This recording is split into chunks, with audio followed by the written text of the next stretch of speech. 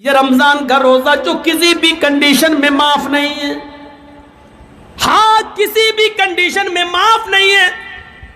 رخصتی تو ہے لیکن معافی نہیں ہے. اگر بیمار ہو چھوڑ دو، لیکن بیماری ٹھیک ہو جانے کے بعد چھوٹے ہوئے روزے کو پورا کرنا ہے. سفر میں ہو چھوڑ دو، بعد میں پورا کرنا ہے. یہ روزہ اتنا زبردست فریضہ ہے کہ رمضان کے مہینے میں اگر عورتیں پیریڈ سے ہو جائیں، ان کو مہینہ شروع ہو جائے تو وہ نماز بھی چھوڑیں گی اور روزہ بھی چھوڑیں گی. 5 دن 6 دن جتنی جس عورت کی عادت ہے اتنے دن نماز نہیں پڑھیں گی، اتنے دن روزہ بھی نہیں رکھیں گی. لیکن روزے کا فریضہ اتنا اہم ہے. اسلام یہ کہتا ہے کہ جب عید کے بعد وہ صحیح ہو جائیں، نہا لیں، پاک ہو جائیں، تو چھوٹے ہوئے روزے تو وہ پورے کریں گی، لیکن ان دنوں کی چھوٹی ہوئی نمازیں وہ پوری نہیں کریں گی. نمازیں معاف ہیں، یعنی چھوٹی ہوئی نمازیں ان دنوں کی ان عورتوں کو پورا کرنے کا حکم نہیں دیا، وہ ان کے اوپر سے معاف کر دی گئی ہیں. لیکن چھوٹے ہوئے روزوں کو ان کو ہر حال میں پورا کرنا ہوگا. جرجیت صاحب روزہ رکھتے رکھتے بیمار ہو گئے، 2 روزے چھوٹ گئے. سوچتے تھے کہ عید کے بعد رکھ لیں گے، لیکن 2 روزے جرجیت صاحب نہیں رکھ پائے. محرم کا مہینہ شوال کا مہینہ جانے سے پہلے پہلے انتقال ہو گیا. جرجیت صاحب کے جو 2 روزے چھوٹ گئے ہیں ان کو پورا رکھنا تھا، بیماری کی وجہ سے چھوٹے، ان کو پورا رکھنا تھا دوسرا سال روزہ آنے سے پہلے پہلے، لیکن انتقال ہو گیا. تو یہ مرنے کے بعد بھی میرے اوپر سے معاف نہیں ہے. اب یہ چھوٹے ہوئے 2 روزے میری اولاد پورا کرے گی، میری بیوی رکھے گی، میری بہن رکھے گی، میرا باپ رکھے گا، میرے خون کا کوئی رشتہ ہوگا وہ رکھے گا. غور کیجئے، یہ اتنا زبردست فریضہ ہے یہ روزہ جو کسی بھی کنڈیشن میں معاف نہیں ہے. بہت زیادہ کوئی بوڑھا آدمی ہے جو روزہ ہی نہیں رکھ سکتا ہے، اس کے اوپر سے بھی معاف نہیں ہے.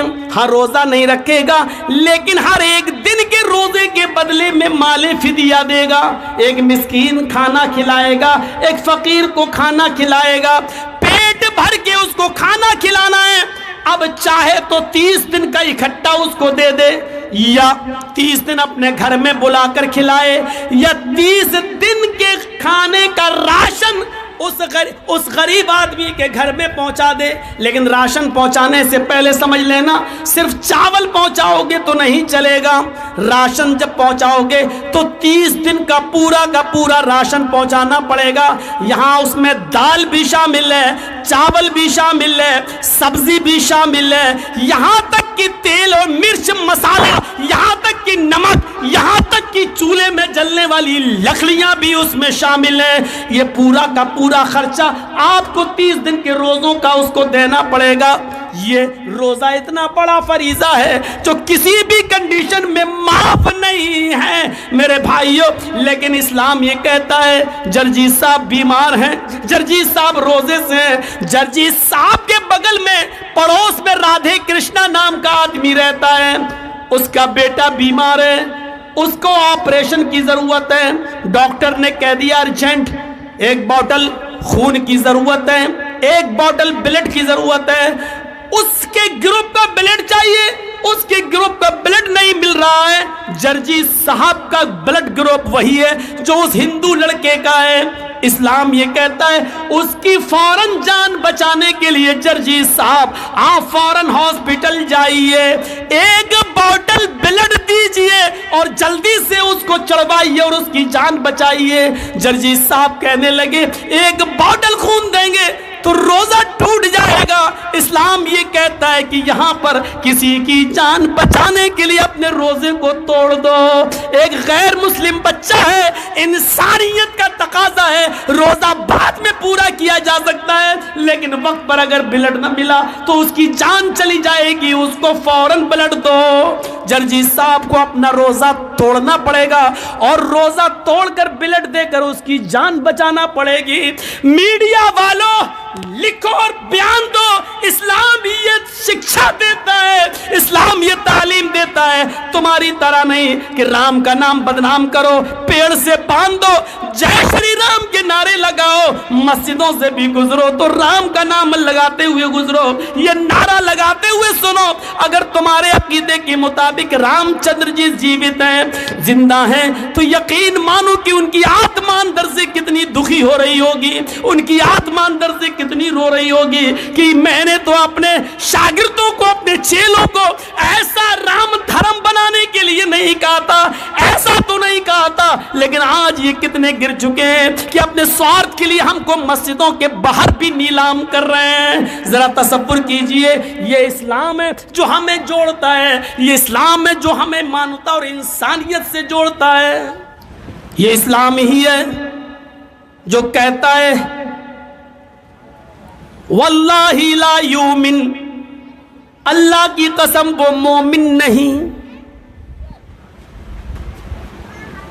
حضرت عائشہ پوچھتی ہے کون مومن نہیں، اور اللہ کے نبی کہتے ہیں وہ مومن نہیں جو خود پیٹ بھر کے کھانا کھا لے اور اس کا پڑوسی بھوکا سو جائے، اور پڑوسی میں ہندو اور مسلمان کی کوئی قید نہیں لگائی، پڑوسی ہے چاہے وہ جو بھی ہو۔ حضرت عبداللہ ابن عمر بڑے صحابی گزرے ہیں، ان کا پڑوسی یہودی تھا، ان کے گھر بچہ پیدا ہوا، کس کے؟ عبداللہ ابن عمر کے گھر میں ڈلیوری ہوئی، ولادت ہوئی، بچہ پیدا ہوا۔ 7ویں دن انہوں نے اپنے بچے کا عقیقہ کیا، جب 2 جانور لے آئے اور گھر میں باندھ دیا تو اپنی بیوی سے کہا دیکھو بیوی، جب 7ویں دن یہ بکرے دونوں ذبح ہوں گے اور گوشت پک جائے گا تو پڑوسی کو ضرور پہنچا دینا۔ پڑوسی کون تھا؟ یہودی۔ ذرا اس بات کو سنتے رہیے گا، پڑوسی کون تھا؟ یہودی۔ اور عبداللہ ابن عمر کیا کہہ رہے ہیں؟ پڑوسی کو ضرور پہنچا دینا۔ بیوی نے کہا ٹھیک ہے۔